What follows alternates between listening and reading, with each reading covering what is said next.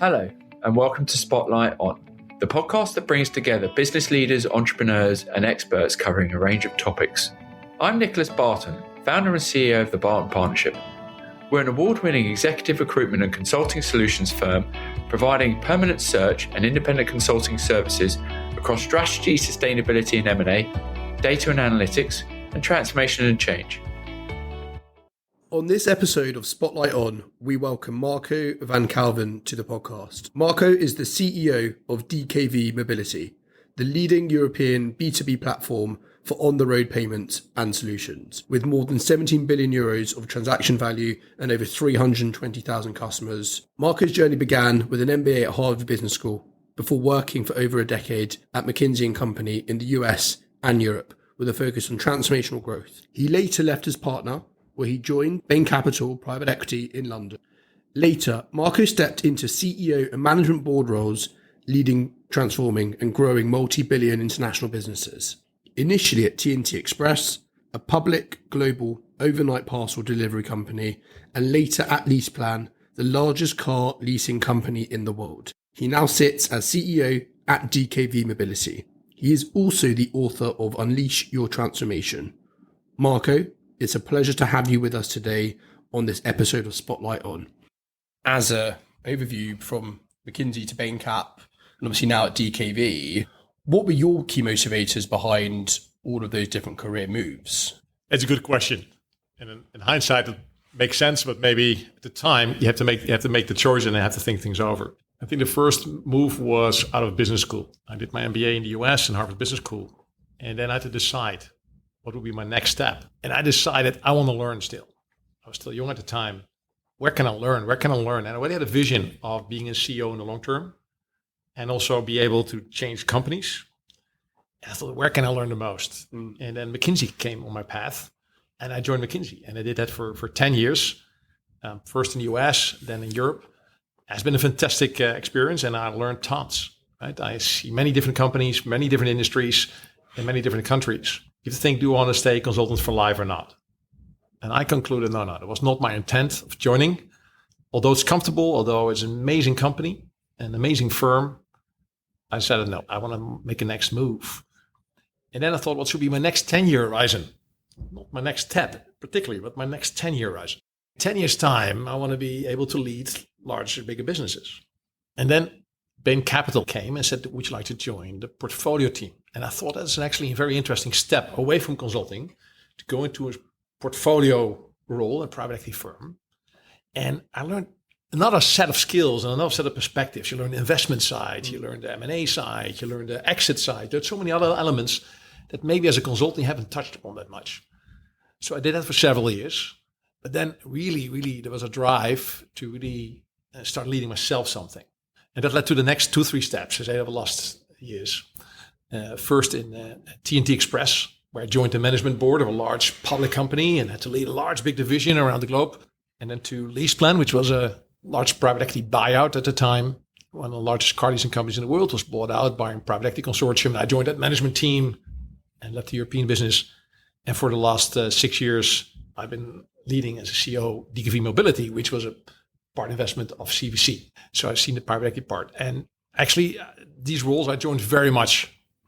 The TNT role, the LeasePlan role, and the DKV role. Because I could really lead these businesses. That was also my original intent when I started my career. For sure. And I guess having worked in consulting, having worked in private equity as an operating partner, and subsequently been an operator and now a CEO for a couple of private equity-backed assets, what would you say has been your experiences of building a healthy working relationship between a private equity fund and that portfolio, both being on the fund side, but then actually being on the other end as an operator?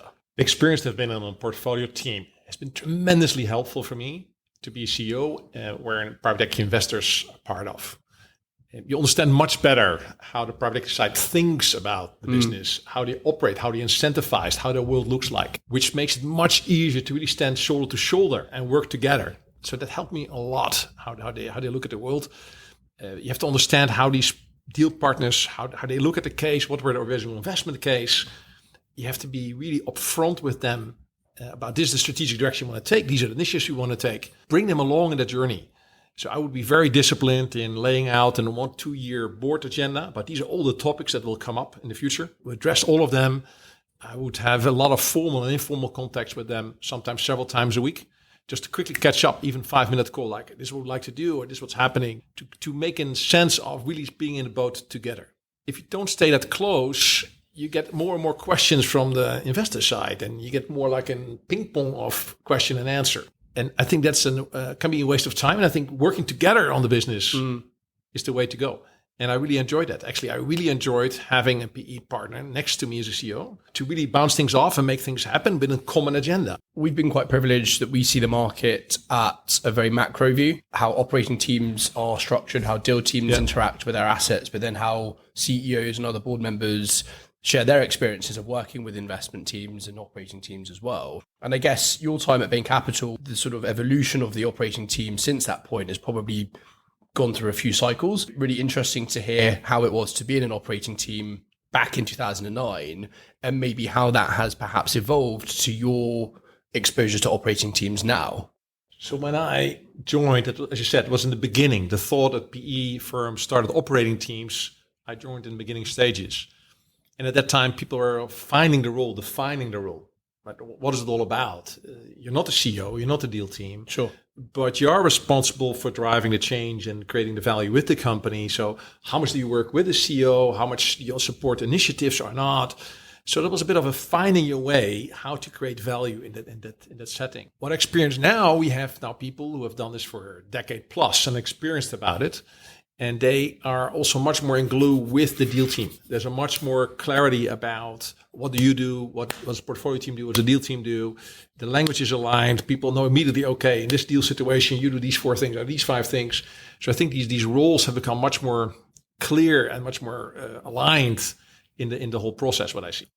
I think when we meet with people who are looking to leave the MBB or other similar strategy houses, for those who are wanting to move into private equity as an operating partner, that is often seen as the holy grail, if you will.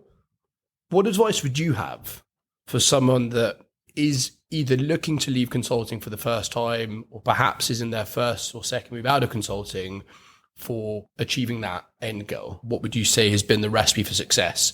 There's a pre-step. So what do you do when you are at consulting? Mm-hmm. So if you want to be good at this role, in consulting, you can choose where you focus on. If you become a very narrow specialist or a functional specialist, that's not very helpful in a mid-cap PE type environment where you have to deal with multiple topics, for example. Mm-hmm. So in consulting, can you deal with companies or situations that reflect a bit the PE game or where PE is invested, where you have a broad set of topics where you have to make change happen over multiple years? So have you seeked out these type of consulting engagements where you work on a broad set of issues, where you work with leaders that make things happen, and where you work on programs that does longer term? Versus, I work at a very big client, and then there's only a small part I do there, but I'm never part of the board, or I'm not part of the major decisions, but I do operationally a smaller thing. Mm-hmm. So I think there's a choice before where you focus your activities as a consultant on. I think being a bit broader, having seen multiple things, having seen both strategy, org, operations, different elements, have seen longer term programs is helpful because that skill set is valuable once you get into an operating role. Then once you get out of consulting, it could be helpful to get a couple of years of real operating experience under your belt. I think that's extremely helpful and appreciated by the bigger PE firms. Sure. Now, again, in what context do you do that? If you get an operating experience in just a very slow-moving, large corporate environment, that's maybe not the experience they seek. But if you step into something which was complicated, had to change, had to structure, restructure, had to grow, had to do really change, I think if you do that for several years and you are one of the players in a team that does that, I think that's extremely appreciated. And then, of course, if you've done that, how do you get to the PE seats? Players like yourself recruit people for that. But also look at people who have made that step, talk to them, figure out. It's a bit of a networking element as well to get in those roles. What you do while you're a consultant, I think the first step out is interesting and important. And then how you make a transition into that. Looking back on your career, would you say your intention from the beginning was to become a CEO, and therefore almost by sheer purpose you've tried to open the doors that you've had opened for you, or you think it's been more by chance as you've become more senior, certain doors have therefore been opened to you and that's how you've achieved those? I always wanted to become a CEO of a larger company and make things happen, and really want to be in an environment where you can really make change happen. Then along the journey, I figured out that PE is a good environment for that, because people want to make an investment, they stay 5-6 years in, but then they have to sell the company, exit the company. Sure. With a strong agenda following that. So you work on an 8-9 year horizon actually to make things happen in a quite rational fast decision-making environment. So I really enjoy that. But that I learned along the way. To lead a company, I made moves about learning in the beginning of my career. I prioritized learning over already taking a role like that. So that's why I went to McKinsey and to Bain Capital. And once I got more the reins of a larger business, I could apply all these learnings and all these skills in that situation. It took a bit of patience to get to the right position. I also know people who go in early, so after a couple of years consulting, let me do it. But I have found that these years have been very precious and very helpful to have seen many things, many elements. That's why I can do my job now much better. For sure. Than if I would have done it a couple of years. And in terms of your current role at DKV, you've obviously been there now for almost 6 years. Could you maybe just talk me through the role that you're in, what you're responsible for, how that role has evolved over the last 6 years? If you are coming in a situation where a PE buys into or buys the whole asset, you have to very quickly lay out what could be the strategy, the value creation path, and align people around it. Right? So you have to get your head around very quickly in the beginning what's really going on in this industry. What is myth and what's reality? What are facts? What are just emotional elements? What's the real strength of the company? What is the areas you cannot leverage that much? What can you leverage? So in the beginning, it's all about getting your head around it.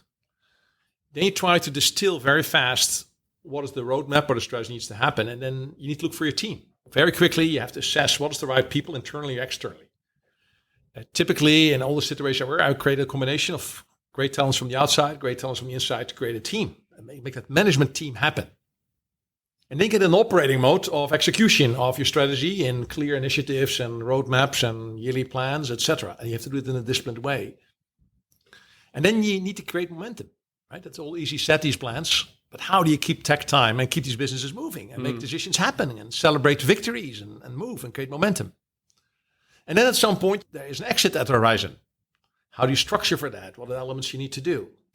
So in all these phases, from getting your head around a business, creating a strategy, getting your team, getting it operationally moving, shifting the organization, getting wins on the board, and then to an exit, your role shifts a bit in all those steps. Sure. Right? Your role and also where you put your energy on has to shift along the steps, which are very much enjoyed. It's a bit of a cycle you have to go through. For sure. That's how you could see over those years. There's a bit of a cycle, a typical cycle you go to in PE investment, where as a CEO, you have to have different emphasis and different energy. For sure. Give you one example. Well, if you establish your team, and normally do that within the first, say, 12 months, you don't want to change your team all the time, right? That's then the team in the boat. But that phase is a very important beginning phase to get the right management team in place, with the right incentives and the right ways of behaviors. But you don't want to change in 2 years or 3 years, right? So in every phase, there's a certain element which is extremely critical and what's less critical. It's interesting to hear how your style and your approach and your focus is very much in harmony with the stage that the business is at in relation to its deal cycle. And actually, that's a really interesting perspective for someone that is considering a move into PE. Marrying the two together will be critical to ensure that your objectives and your own priorities are matching the priorities of the investor. Yeah, I think it's very important to figure out. PE is a broad definition, but every asset can be in a different phase. Every industry could be in a different phase. Every financial capital market can be in a different phase. Right? So, for example, it's now not easy to IPO in this context. 2 years ago, everybody could IPO. So the things are changing over time. And you have to figure out what type of person are you? Are you more a person who wants to operate things in clarity? There's certain situations where there's a clear strategy and they need the CEO, but the road continues. Are you more like, hey, let's get a new clarity and then create it with new momentum? That's a different type of game. And nothing is good or bad, but these are different games. And figure out which environment you fit best, I think, is important. In terms of DKV and that journey that they've been on Am I right in saying that there's been several acquisitions that have been made during that time in order to expand that digital portfolio and regional expertise? How have you gone about integrating these acquisitions into the business, and what role has that played from an innovation perspective that's been able to keep DKV ahead of the curve? When I arrived, the company was almost already 90 years old and had never done any acquisitions. But I knew strategically to accelerate our agenda, our geographical footprint, as you described, but also our technology capabilities, we had to move there. Now, we've done 15 deals since, but the company mainly organically grew, but was complementary, and we strengthened our capabilities. In terms of how to integrate them, it depends a bit. I think there's no one way to do this. Certain companies were very close to our platform. You combine it with your business, right? So you integrate it fully. On the other hand, you have businesses which you want to buy as a capability. So we bought a technology play in transport management. I'm not going to numb you with that, but it's a certain technology play. We bought one of the European leaders.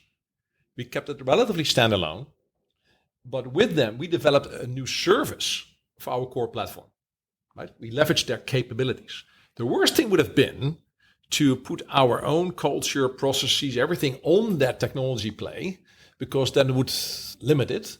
But for that play, we said, okay, we acquire that, keep them relatively standalone, but with that capabilities people have already built up for decades and how they understand the market, we develop a new service together. And there's a spectrum of everything in between. So each of these acquisitions we did, some are fully integrated, some were more standalone. And then if you integrate, there's certain things that are prerequisite, like certain reporting, certain way you deal with people, etc. So that's kind of everybody has to do. But in other elements, you have to be really smart what to integrate, not integrate. I learned that a lot. Also McKinsey, that you have to be careful for what I call M&A tourism, where the mothership who buys something in a great place just wants to go by and tells how things are working or should work. No. So I always make a deal with the management team that we buy. So if you feel you get more stifled instead of helped, you call me. Right? So make sure that the entity that you buy keeps on thriving. We see a lot of buy and builds within private equity. We see M&A acting as a key growth lever for a lot of businesses, commonly within private equity. And I guess when done right, it works very well. But equally, if not done right, it can be quite damaging. What I've seen is you need to have a very clear M&A strategy because things come to you and some people opportunistically react. So you need to understand what you really want to have for the next couple of years to add to your business and what are your criteria. So what is your non-negotiables? For example, what type of multiples you want to pay, what type of quality of the management team. You need to have a couple of views on what your criteria are. I think the other thing you need to have is a very good process, how you evaluate and decide these things. So we set up a very efficient, quick process, how a proposal gets developed, how decisions are made, how that even get escalated to a supervisory board and to the PE firm. We do this yes or no very quickly. So you need to build up clarity about the strategy and clarity about the process. I would strongly recommend that. And many companies maybe don't do that often. You need to be really clear who's internally the owner of the deal, but also to make it a success afterward. And they need to make really clear, if you just discussed about, you can have pretty standalone, where you leverage maybe specific capability or specific knowledge to fully integrate into your business. But you need to make aware of all the stakeholders in your company and all the different functions, what you expect from that M&A. Because the worst thing is to get stuck in the middle. So a bit integration, but not fully, then that serves none of these companies. Right? So it's much better to say, okay, that's clear. This is more standalone with some minimum governance around it. That's fully integration. And this is the year and a half or year integration path. Sure. And then we know success or not and who's responsible. So I think that's a logic that needs to get work. And then you need to consistently evaluate how this M&A went. So it's always easy to have an investment case and criteria, etc. up front. But you need to learn, honestly, brutally, is this working, not working? So there's an art to it and a process and how to make M&A work in these contexts, particularly if you want to accelerate M&A or a company has never done M&A. So I'll give you one example, if it's helpful. At DKV, as I said, 90 years without any M&A, but there was an M&A department. And I said, okay, we have to do M&A, give us a strategy that we developed. And I thought, how do we get this thing moving? So literally in my first month, we identified a target. I met the owners on the other side. And I said, we will close this deal together in 4 months from now. Pick your agenda, we pick a date, and by that date we close it. And they thought these guys are crazy. I was crazy, could never do that. But the date was set, we did all the work, and the deal was closed. So that gave a lot of trust and muscle in the organization to get deals done. Right? So you need to find also catalysts to get M&A moving. So once you have to make a change, you need to get what I call points on the board. M&A is this, if you do a very complicated M&A first that you lose or goes off the rails, it's not helpful if you have an M&A agenda of multiple M&As for the next 3-4 years. Sure. So you need to make sure as a CEO that you pick the right one first, that you go pretty fast in a professional way, and that you make that a success, because that creates muscle. Capacity for change grows. So once you've done one M&A, you learn. Sure. Have you done 3, number 6, 7, 8, 9, 10 becomes even easier. So you need to make sure how you get up the learning curve and the change curve in the organization. And M&A is just one example. But you can take many other areas in a business what you want to change, how you create momentum by first step, second step, third step. One of the real hot topics in the market for the last definitely 12 months, maybe even longer, has been around AI. I think every business has a different opportunity, but also risk factor to AI. How has the emergence of AI impacted DKV? And what challenges or opportunities do you think it presents for the business? I think you have to be always careful for hypes. Always. I've seen so many come and go. And this is an extension of a development that you see in businesses. It has to do with digitalisation and awareness of the power of data. And then on top of that, you can work with AI tools to get even better insights and make better decisions and create better services for your customers. Mm-hmm. So we have been on this journey. We said, okay, digitalisation is key. And we made massive steps along that way. Therefore, also data is key. So we set up data in the proper way, how to do that, get the right team in. But then we also saw already, even before AI boom it happened, that these type of tools are relevant. So we seeked out one of the key partners at the time, which was Microsoft, and they picked us one of the global partners to work with them already, even before ChatGPT became almost mainstream, to start working with us and pioneering with us. So we decided, yes, we want to be pioneering. We didn't want to do it for the show, for the outside world. None of these. So it's a different factor. I think you have to do what's really meaningful. So you pick the right partners. You pick the right use cases. You don't do it for PR to look good. You need to really look with the eye on the ball. Do have all the elements in place. Who's my partner if you cannot do it on your own? Do you have the right team that understands this? Do you have the right priorities? And then do we have a real clean roadmap of initiatives instead of just scrambling and doing many things? So it's all about making meaningful steps again. Then AI can be extremely powerful. AI is relevant in certain specific areas in each company at this stage. How do we deal with that? And how we make that work, and how do we measure that that's helpful? And how do we create the environment from the right data, the right team, the right digital environment that can be helpful?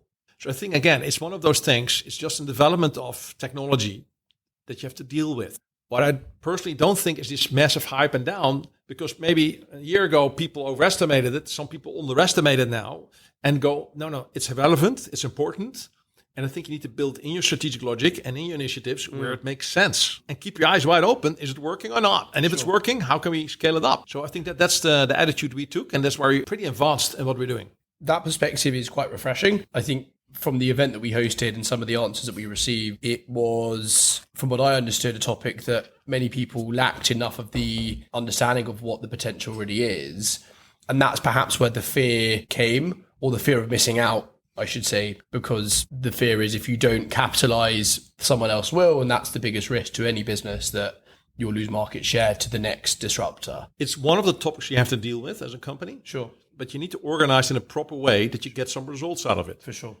And doing that out of fear or out of panic or out of high emotion is not helpful in a PE context. In a PE context, you want to improve this company in 4 or 5 years and with an agenda for the next 3-4 years. Of course, in most companies, there's a data, digital, and an AI type of agenda. It would be almost weird not to have that agenda. But that's one of the elements of your agenda and how you organize for that. And in terms of your own belief around what's been key to you staying relevant and maintaining success in both competitive but dynamic landscapes, particularly with the demands that a private equity fund has, what do you feel you've been good at in order to stay so relevant across the duration of your career? I think every person is different.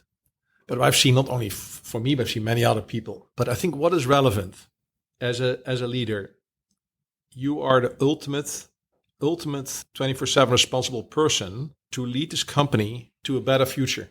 And you need to have a picture about what that better future is. If you can articulate in 4 or 5 years, success is there, and people don't understand that, you get wobbly, because then you react to AI, to a dinner here, to a dinner there. No. If that's what we try to achieve, you need to keep your eyes open and learn consistently, but not get distracted by minor things.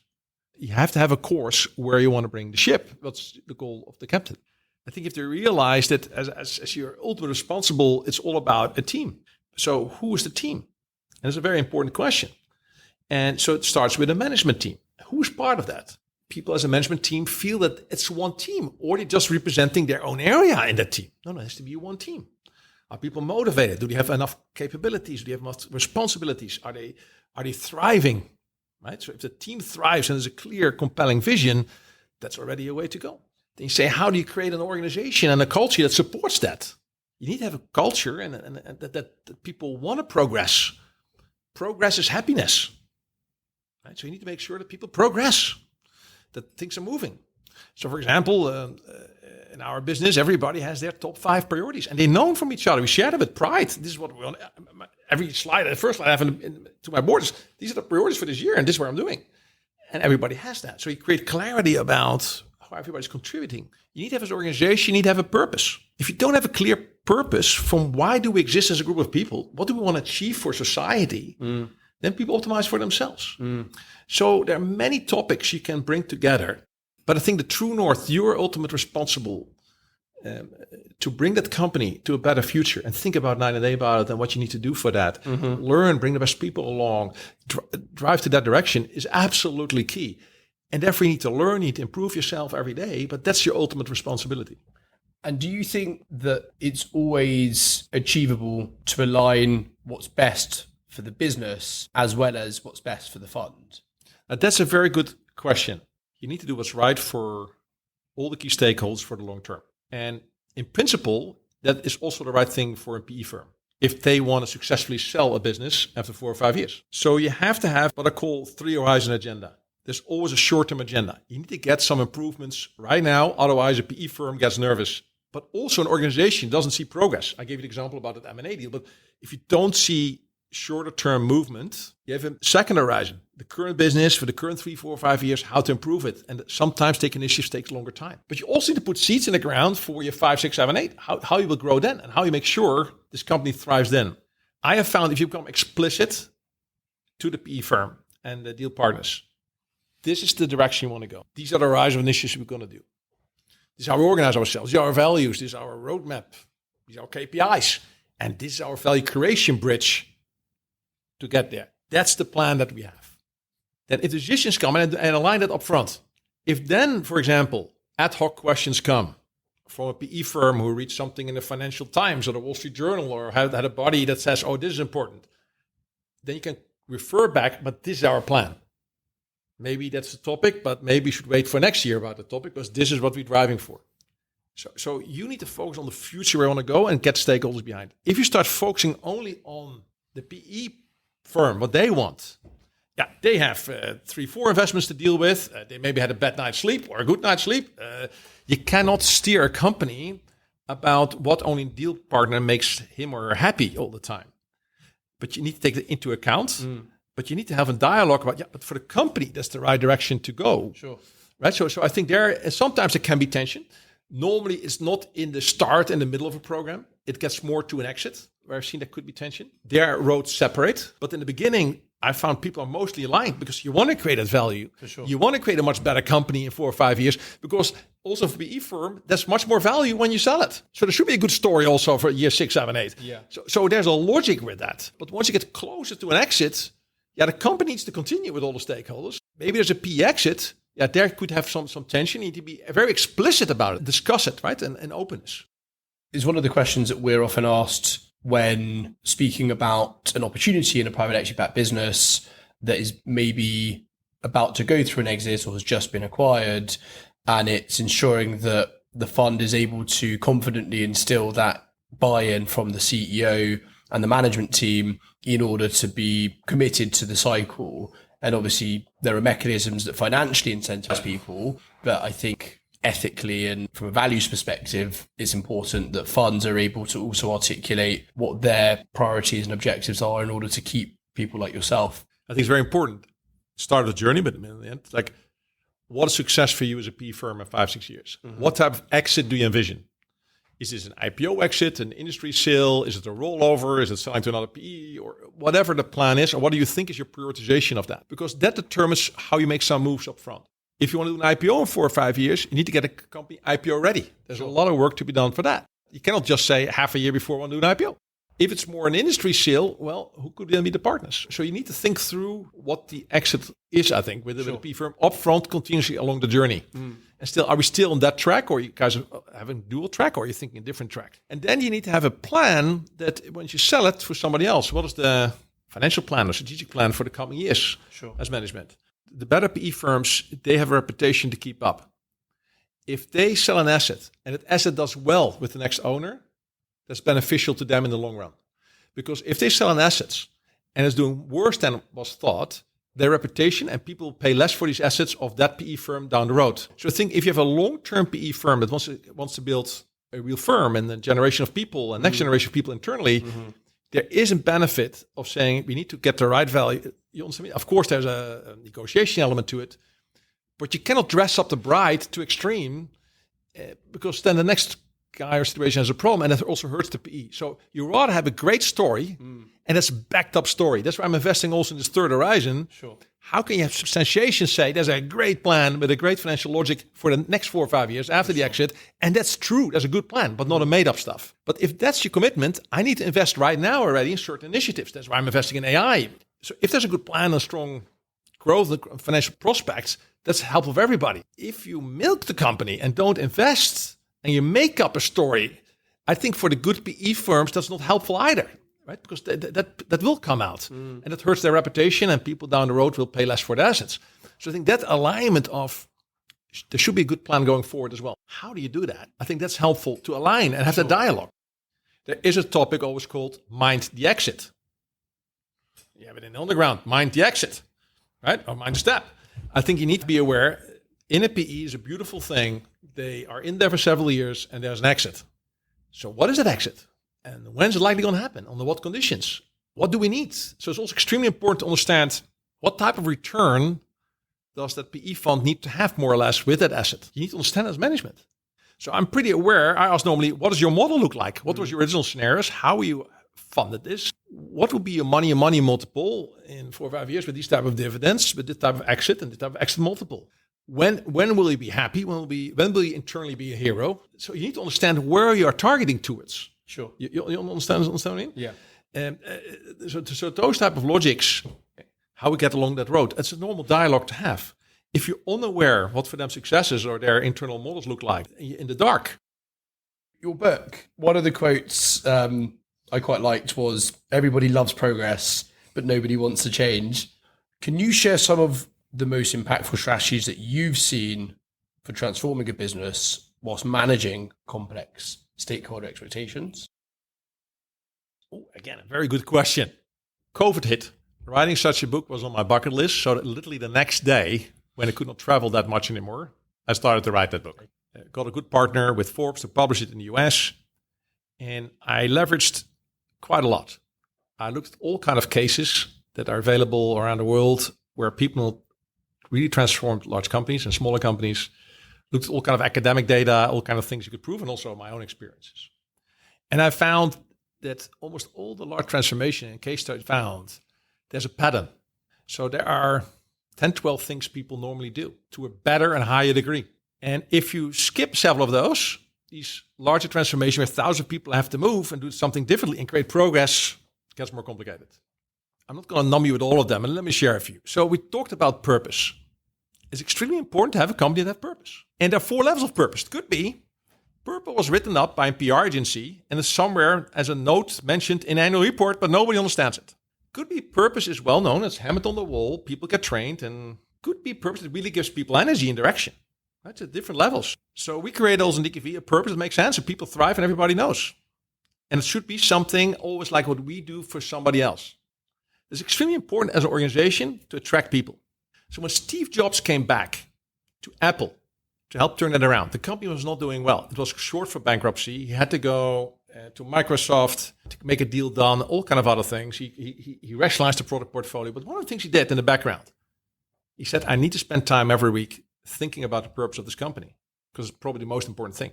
And then he figured out something that was profound. He didn't come up with a purpose, but the meaning was around it. Yeah, we empower people's passions. And it's a very different thing. And then therefore he decided, okay, what does it mean? What are people passionate about? Music. People are passionate about music. Everybody's passionate about music. The iPod got developed. Next thing, what are people passionate about? Pictures. iPhone. That thrilled Apple from almost bankruptcy with a market share of, I think, 1% in the PC or a couple of single-digit percent points per market share in the computer market to the most valuable company in the world. I think it's profoundly also driven by having a purpose. Second thing is you need to have some fresh perspectives on your business and industry. People have beliefs that are outdated and not working anymore. Give you an example. Classical example. Netflix. Netflix was a bunch of guys who were pretty upset about returning these DVDs and have to pay for that. And they went to the biggest DVD player game out there, which was Blockbusters. And they tried to get a meeting with the senior team. It was a big tower. They went to the top floor. They got a meeting. And they offered, why don't you invest a bit in us or buy us? And we as a team build for you. We have a future about also streaming logic. And people said, these guys are crazy. We believe in our stores. I think 6-7 years later, Blockbusters was bankrupt.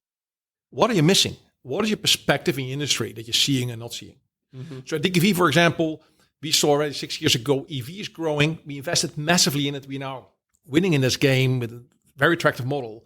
But when we started to invest, people thought we were crazy of doing that. What I really like is the CEO of Disney, Inger. When his predecessor stepped away and he was in the running for the top job, he was an internal candidate. And people said that he didn't have a chance. And then he had some friend over. And he said, what do you want to do with that company? Give me your priorities. And he mumbled a bit and, no, give me the 4 or 5 priorities. And he wrote them down. He went to the board, said, these are my priorities I want to do. I want to become streaming. I want to get new content, the best content in the world. I want to go global. I want to do this. And if you look at it, for the next 10 years, he kept his priorities and delivered on it and turned Disney around. Right? So it's important to have, if you have then, you need to get your people in place. We talked about earlier, all the transformations start with the right set of people at the top and then the next layers, etc. You have the right people with the right capabilities, with the right drive, etc. Absolutely fundamental. That's how Microsoft started turning around with Satya. He assessed the team, created a new team. He said, what are the capabilities we need? This is the team, invested in the team. You need to get your what I call principles, which are your values, you need to get straight. What do you stand for as a company? Let me give you one example. So Zappos, at the time, was a floundering online shoe selling business. The founder and some people and management sat together and said, okay, what are we really about? What are our real principles? And it came something around, called fanatical customer service as one of the things they wanted to do. Our warehouse, we need to own it. Cannot have a third party because otherwise you cannot deliver quality. We need to move it next to a big airport hub so people can deliver the next day. We need to did all kind of things.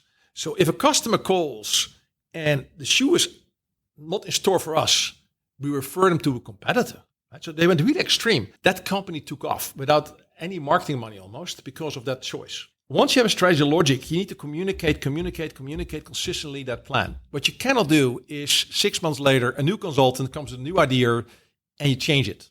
You cannot say 6 months all about AI and then it's all about green and then it's all about, no. You need to have a consistency. And most people forget about the communication. And then one of my favorite is Vincent van Gogh, the painter, said, you rather die from passion than from boredom. So all the companies turn around, you need to find passion. Why you like this? Why? It's not easy to change. I mean, what's the passion that drives you? Phil Knight started Nike. He just got a group of people together who loved running. And at the time, they were crazies because nobody was running on the street at the time. Yeah. And if you read the insights about how that motivation helped these people to drive hundreds of miles to try to sell a shoe or follow up customers, or that passion drove that company. Not analytics, but it was that passion. And I see any great company is also driven by passion for what people want to do. Managing the politics better. So you always have stakeholders, and we talked a lot about it. I think this is a great example about Instagram. When the guys who founded Instagram were bought by Facebook, I think they were an outfit of 15 or 13 people. The next day they were bought, or a month later, they were shipped into the campus of, at the time, Facebook, where already 10,000 people were working on a big campus with everything. And these 10, 13 people came into it. And Facebook had paid $1 billion for that company. And all these people working on the campus, all these people are crazy, stupid people. How do I pay $1 billion for them?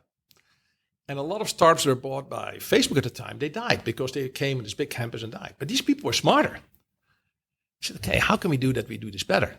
So they got a room somewhere in the middle of the campus and they started to hand out muffins, I think, at coffee time and invited people. They helped people sign up on Facebook. So you see how it would work. They looked at the board and said, there was a person in the most senior layer who could be a sponsor of us. They said, okay, what is Zuckerberg's agenda? How can we help? So over time, within 4, 5, 6, 7 years, Instagram grew massively, it became stronger and didn't die because they were facing reality about, okay, who's important, what are we going to do, right? Party. You need to celebrate progress. There are milestones. Also, if it not goes well, you have to evaluate and be critical. But once there's a milestone reached, you have to celebrate. For example, in DKV, we have now close to 1 million charge points connected to our network in Europe for EVs. When I started, I want to go to 1 million. Everybody in the company thought it was crazy. I think we had 30,000 at the time connected. For every 100,000, we get a big cake. We're going to celebrate. So it took a while, then we had 100,000, but then faster and faster, right? So you need to celebrate, as an example. And then maybe a profound one is what I call, it only works, and maybe that's why you do it in the end, all these transformations. And company exists for its stakeholders. And there's a different order to this. I think in my logic, primarily, you start with your employees. They spend all their time and life and energy in this company to do something together. So what's in it for them when you transform? How will their world be better? What will they learn? What will they get? How would they feel about that? And be serious about that. So DKV, we have now extremely high people engagement scores and rated very high because we take that seriously. Of course, you need customers. You serve them. So what do you do that the transformation makes their lives better? They get better services, better products at a lower price. Or how do they get something? If the transformations only increase prices for them, that's not a good transformation. That's not a transformation, right? Then they go down. How do you make sure these customers get better results, easier to deal with, for example, or with a more digital interface, or get better services, or whatever the logic is? But they need to get something better out of it. You have suppliers. In a transformation, if you just squeeze your suppliers, at some point, it doesn't matter because they also partner with you, right? So how get they benefits from a transformation? You have a community. So we invest a lot in our community at DKV. We think it's very relevant because they provide a lot of infrastructure for us, a lot of where people live and we get our resources from. And so what do you do for your community? And then if you do all those things well, they have your financial investors. Then they get a good return. But if you turn this around and you would say, well, I squeeze the customers, I squeeze the suppliers, I squeeze my employees, I don't do what's properly right for my environment, you get some financial results, but that's not real success. Mm-hmm. And I've learned if you do these things right, the financial success is much bigger, right? So that's a long story, but I think I give you a couple of feel about the different levers. Having clear purpose makes sense. Having a future plan that people align on makes sense. It's better than not having a plan. Having a plan based on good insights and not somehow ideas or ideas from the past is helpful. Having a good team. Right? Everybody knows that if a top team in an organization is not working or is political, that goes straight to the organization. If they're not priorities and people don't know where to work on, how to contribute, doesn't make sense, right? If there's no clear communication about where you're going, it doesn't make sense. If you don't have good values you live by, so if you can go through the whole list, if you don't have a good execution rhythm, if you don't celebrate certain moments, if you don't take care of your stakeholders. So I have learned that there is no real shortcut. Now there are phases in an organization where, for example, in real restructuring, like the water is so financially on the water, the company is literally in dire straits. You have to make some drastic measures. But if there's a bit of a base case of, I want to create a better company, and you have 3, 4, 5 years, which is the PE normal term, and it has to be strength afterwards, doing the basics right pays off. Not doing the basics right will give pain in year 3, 4. At the moment you want to sell it. Then maybe your key employees go, or your customers are unhappy, and somebody who assesses that business at the time with the diligence will see that. They say, okay, your NPS scores go down, or your people engagement is low, instead of it goes up and up. So I think if you explain it to a good PE firm, and you work together and you say, we want to create this much better company. Of course, in a sound financial way, and you want to make sure EBITDA goes up and etc. But that's, I think, the logic that makes most sense. In my book, what I've seen of companies that create real success and transformation. Yeah, listen, I don't meet people every day that have written their own books. It's also quite refreshing to see someone that's been able to document some of the things that they've learned over the years, and equally to meet someone with your success, but someone that's super humble and really down to earth, despite the things that you've achieved and the heights that you've reached. I call it, it's not about reporting up, it's about supporting down, right? So what I've seen often an organization goes wrong when people feel you have to get information up and report up, and people want to have big offices and bigger corner offices and those type of things.